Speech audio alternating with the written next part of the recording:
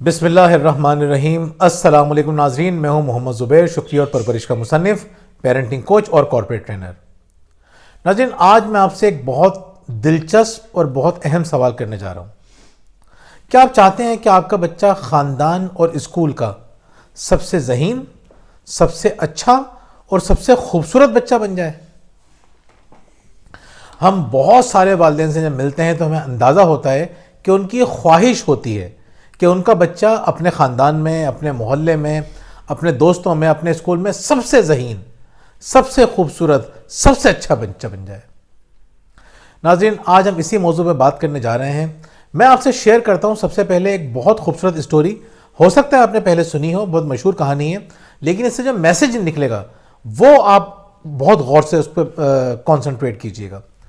ایک مرتبہ ایک بادشاہ کے دربار میں بحث نکل پڑی کہ یہاں ہماری سلطنت میں کس کا بچہ بہت خوبصورت ہے۔ کسی نے کہا کہ فلاں کا بچہ بہت حسین ہے، دوسرے نے کہا نہیں، اس سے زیادہ اچھا بچہ تو دوسرے کا ہے۔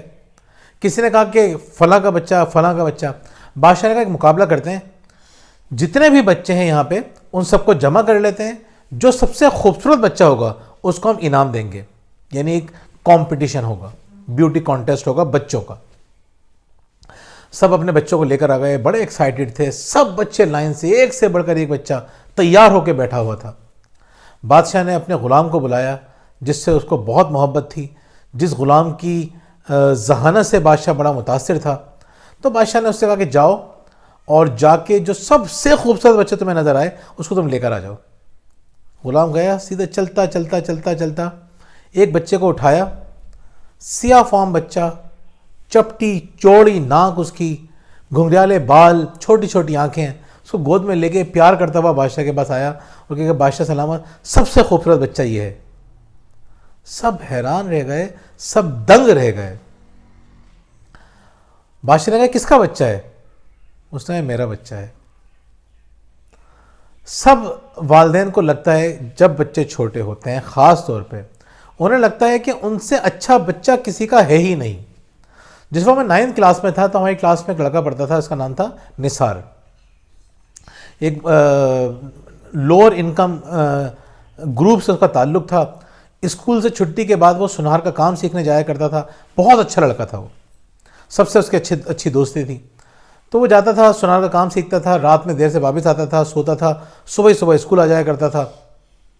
ایک دن وہ کام سے واپس آ رہا تھا کہ اس کا ایکسیڈنٹ ہوا اور وہ ہاسپٹل میں 3 دن تک رہا کوما میں، اس کا انتقال ہو گیا۔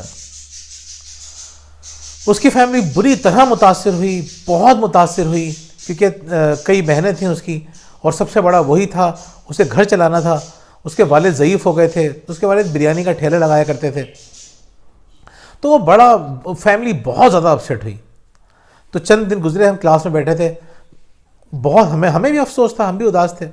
تو ایک دن اس کی والدہ اسکول آئیں اور ہماری کلاس میں آئیں اور سب بچوں کو دیکھتی رہیں، تکتی رہیں، ایک ایک بچے کو غور سے دیکھتی رہیں اور پھر پھوٹ پھوٹ کے رونے لگیں، کہنے لگیں کہ میرے بیٹے جیسا ایک بچہ نہیں ہے ان کے اندر، کتنا خوبصورت بچہ تھا میرا۔ ناظرین، ایسا ہی ہے، والدین کو اپنے بچے بہت اچھے لگتے ہیں اور وہ چاہتے ہیں کہ ان کے بچے سب سے اچھے بچے، سب سے خوبصورت بچے ہوں۔ اسی طرح آپ کو یاد ہوگا 1994 کے اندر ایک فلم ریلیز ہوئی جس کا نام تھا بیبیز ڈے آؤٹ۔ اس میں ایک چھوٹا سا بچہ ہوتا ہے، گھٹنوں گھٹنوں چلتا ہے اور وہ گھر سے باہر نکل جاتا ہے، عجیب و غریب حرکتیں کرتا ہے، کہاں کہاں جاتا ہے، بہت ذہین بچہ دکھایا ہے وہ۔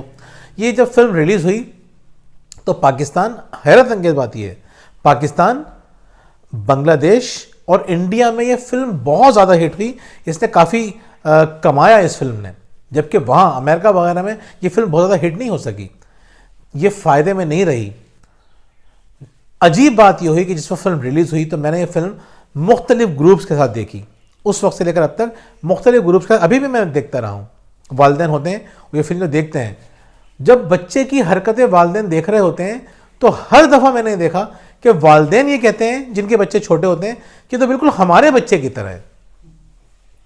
اس بچے کو وہ اپنے بچے سے کمپیئر کرنا شروع کر دیتے ہیں۔ ناظرین، وہ جو فلم بنی تقریباً $48 ملین کی وہ فلم بنی. پہلے اس کے اوپر ریسرچ ہوئی, اس کے اسکرپٹ کے اوپر ریسرچ ہوئی, پھر اس کے بعد اس فلم کو پلان کیا گیا, شوٹ کیا گیا, ایڈٹ کیا گیا. سب کچھ کرنے کے بعد جب فلم ریلیز ہوئی تو 1.5-2 گھنٹے کی جو فلم تھی وہ دیکھنے کے بعد والدین کو یہ لگنے لگا کہ یہ بچہ ہمارے بچے کی طرح ہے. اینیمیشن ہوئی اس کے اندر. بظاہر یہ کوئی بری بات نہیں ہے, لیکن یہ جو نظریہ ہے کہ دوسروں کی صلاحیت سے خوش ہونے کے بجائے ہم اپنے بچوں سے ان کو کمپیئر کرنا شروع کر دیں, یہ بہت تکلیف دہ بات ہوتی ہے. آپ آگے چل کے اپنے بچوں کو دوسرے بچوں سے کمپیئر کرنا شروع کر دیتے ہیں. آپ کو لگتا ہے کہ آپ کا جو بچہ ہے وہ سب سے اچھا بچہ ہے, سب سے ذہین بچہ ہے.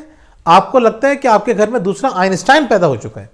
جب اپنے بچے کی شرارتیں دیکھتے ہیں, اس کو اچھلتا کودتا دیکھتے ہیں, خوش دیکھتے ہیں. عجیب و غریب بات یہ ہے, آپ نے خود محسوس کیا ہوگا, اس سوچ کا نقصان یہ ہوتا ہے کہ جب بچے چھوٹے ہوتے ہیں تو آپ بچے سے بہت محبت کرتے ہیں ہر جگہ. جیسے جیسے بچہ بڑا ہونے لگتا ہے تو بچے پر آپ کو غصہ آنے لگ جاتا ہے. آپ دیکھیں, کبھی والدین آپ کو زیادہ تر یہ نہیں کہیں گے کہ بچے چھوٹے ہیں اور ہمیں بچے نے بڑا پریشان کر کے رکھا ہوا ہے. خوش ہو رہے ہوتے ہیں. بچے چھوٹے ہوتے ہیں تو ان کی ایک ایک حرکت پہ خوش ہو رہے ہوتے ہیں. لیکن وہ جیسے جیسے بڑے ہونے لگ جاتے ہیں تو اب آپ کو بدتمیز بھی لگ رہے ہوتے ہیں, اب آپ کو غصہ بھی آ رہا ہوتا ہے. کیوں ہوتا ہے ایسا؟ ایسا اس لیے ہوتا ہے کہ ہم بچپن سے اپنے بچوں کو دوسرے بچوں سے کمپیئر کرنا شروع کر دیتے ہیں. ہم سوچتے ہی نہیں ہیں کہ اللہ تعالیٰ نے ہر بچے کو ایک الگ بچہ بنایا ہے. ہم سمجھتے نہیں ہیں کہ ہر شخص ایک مختلف شخصیت کا مالک ہے. اللہ تعالیٰ نے 2 لوگوں کو ایک جیسا نہیں بنایا. اگر آپ یہ چاہتے ہیں کہ آپ کا بچہ سب سے اچھا بن جائے, یہ بہت غلط تصور ہے آپ کا. آپ چاہتے ہیں آپ کا بچہ سب سے ذہین بن جائے, بہت غلط نظریہ ہے آپ کا, جس سے آپ کو بھی نقصان ہوگا, آپ کی اولاد کو بھی نقصان ہوگا. ہر بچہ مختلف ہے.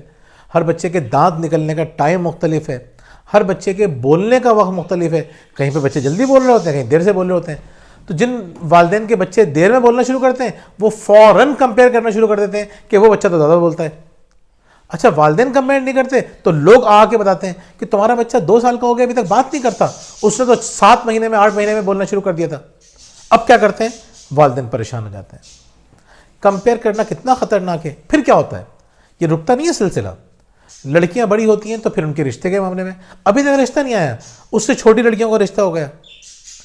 والدین کو تکلیف نہیں ہوتی اس بات سے کہ ان کی بیٹی کا رشتہ نہیں آ رہا, سب کو تکلیف ہو رہی ہوتی ہے. اور پھر والدین بھی پریشان ہوتے ہیں. لوگوں کی باتیں سن کے الفاظ اپنا اثر تو رکھتے ہیں نا. یہی ہوتا ہے بچوں کے معاملے میں, بچیوں کے معاملے میں. کرنا کیا چاہیے؟ اگر آپ کو لگتا ہے کہ آپ کے بچے کی چلنے کی عمر ہو گئی ہے, وہ چل نہیں رہا. ہمارے بیٹے کی علی کی جب عمر 2.25 سال تھی تقریباً, تو کچھ لوگوں نے کہا کہ اس سے صحیح طرح چلا نہیں جا رہا, اس کا پاؤں تھوڑا سا ٹیڑھا ہے.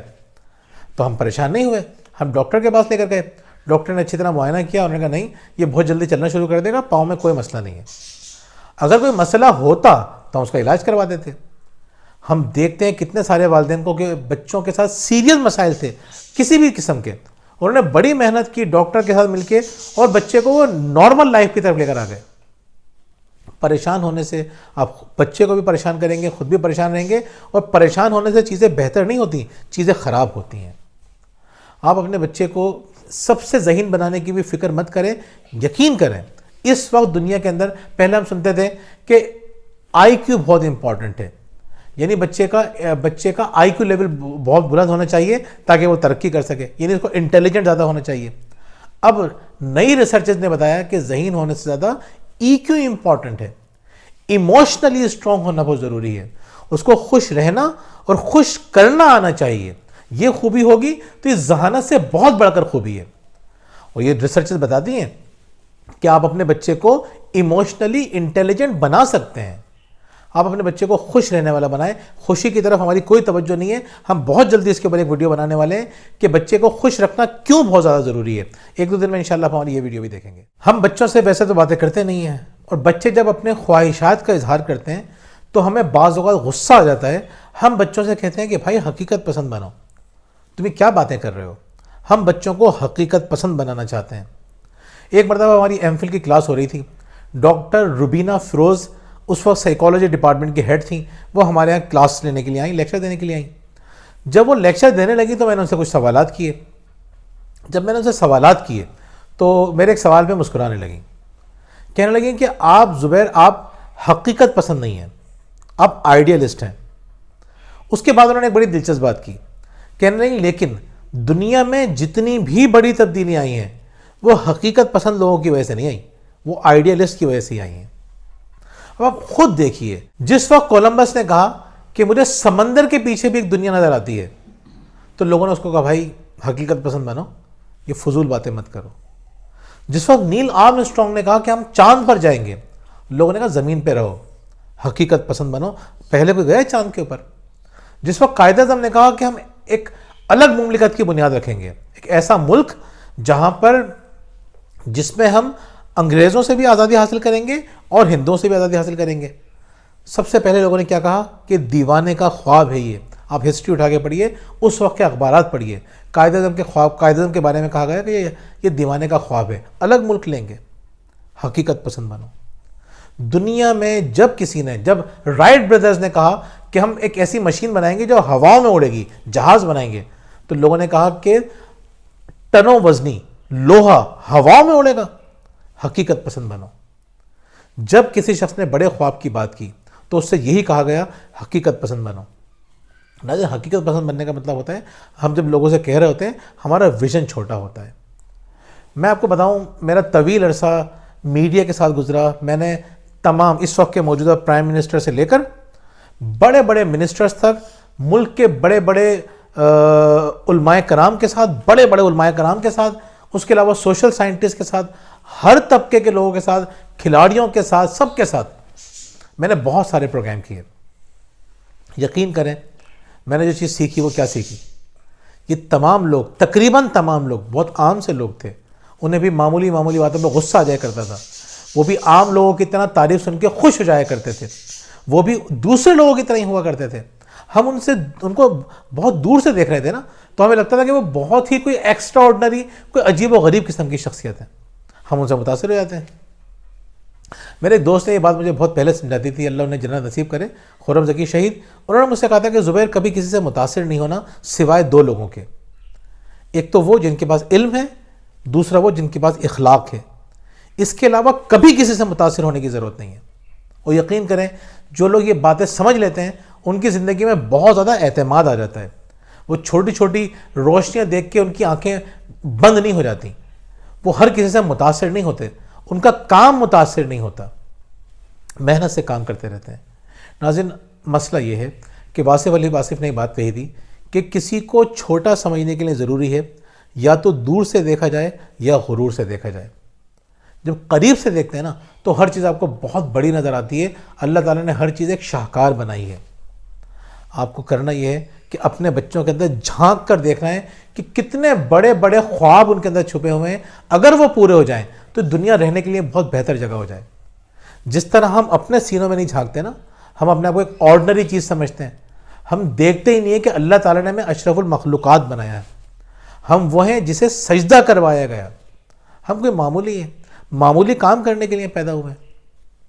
اللہ تعالیٰ نے ہمیں بہت ہی زبردست کوئی چیز بنایا ہے، ہماری اولاد کو بہت زبردست چیز بنایا ہے، لیکن خود کو نہ جاننے کی وجہ سے ہم بہت ہی خراب زندگی گزارتے ہیں، اپنے خوابوں کو خود محدود کر لیتے ہیں۔ بڑی زندگی گزاریں، اپنے بچوں کو بڑی زندگی گزارنے کے راستے دکھائیے، ان کو بتائیے کہ ان کے خواب بہت امپورٹنٹ ہیں، انہیں دوسروں کی طرح مت بنائیے، انہیں بتائیے کہ تم اسپیشل ہو، تم یونیک ہو، جس طرح دوسرے یونیک ہیں تم بھی یونیک ہو، جس طرح اپنی عزت کرتے ہو اسی طرح دوسروں کی بھی عزت کرو، دوسروں کی بھی عزت کرو، اپنی بھی عزت کرو، دنیا رہنے کے لیے بہت اچھی جگہ ہو جائے گی۔ بہت بہت شکریہ۔